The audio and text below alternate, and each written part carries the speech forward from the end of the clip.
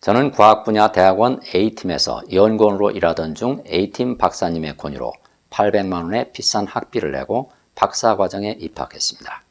그런데 B팀 박사님이 자기 밑으로 들어오면 급여도 높여주고 해외 연수도 보내주겠다고 약속해 거기로 옮겼습니다. 하지만 나중에 알고 보니 제 등 뒤에서 제 험담을 하고 약속도 일방적으로 취소시켰습니다.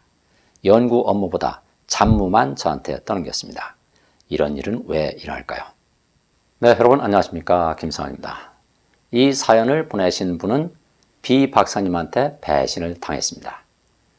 배신을 당했다라는 생각이 내 마음속에서 무의식적으로 떠오르는 순간 그 생각 이면에서는 어떤 생각이 동시에 떠오르게 됩니까?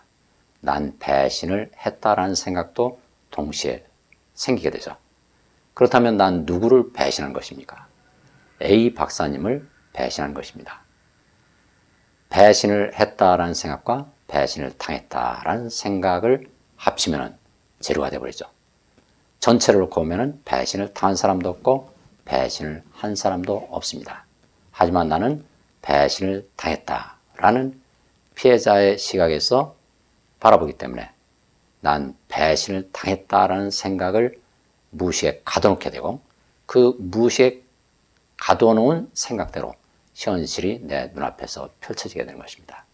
그렇다면 무의식 속에 난 배신을 당했다라는 생각이 갇혀 있다는 얘기인데 이 생각은 언제부터 갇혀 있을까요?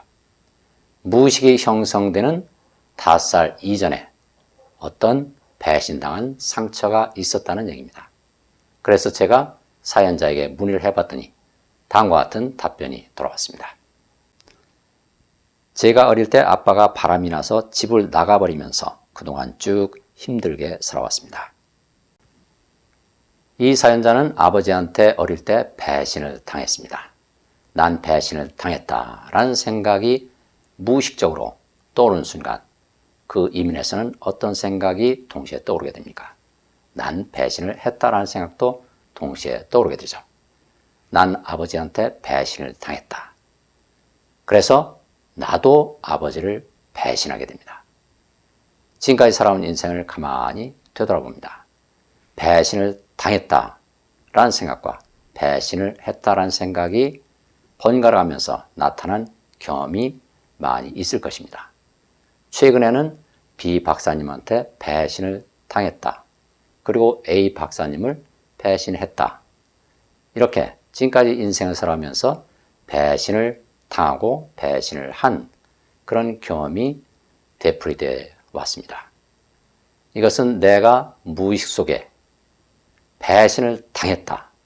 난 배신을 당했다라는 생각을 가둬놓고 붙잡고 있기 때문에 그 붙잡고 있는 그 생각이 되풀이해서 무의식적으로 내 눈앞에서 현실로 펼쳐지는 것입니다.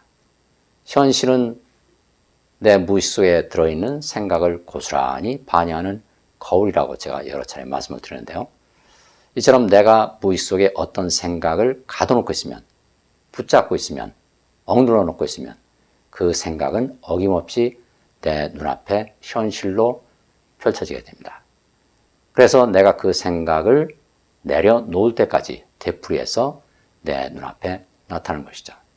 지금까지 살아온 인생을 되돌아보면 배신을 하고 배신을 당한 경험이 되풀이해서 반복적으로 내 마음속에 이미지로 떠올랐다 사라졌다 떠올랐다 사라졌다 되풀이했음을 알 수 있습니다.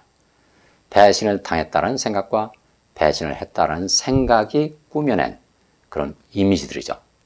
이 이미지들과 함께 배신을 당했다, 배신을 했다라는 생각이 꾸며내는 다른 정보, 즉 촉감, 냄새, 소리, 말 이런 정보들도 함께 이미지와 함께 내 눈앞에서 펼쳐져서 아주 생생한 현실처럼 연극으로 내 눈앞에 나타났습니다.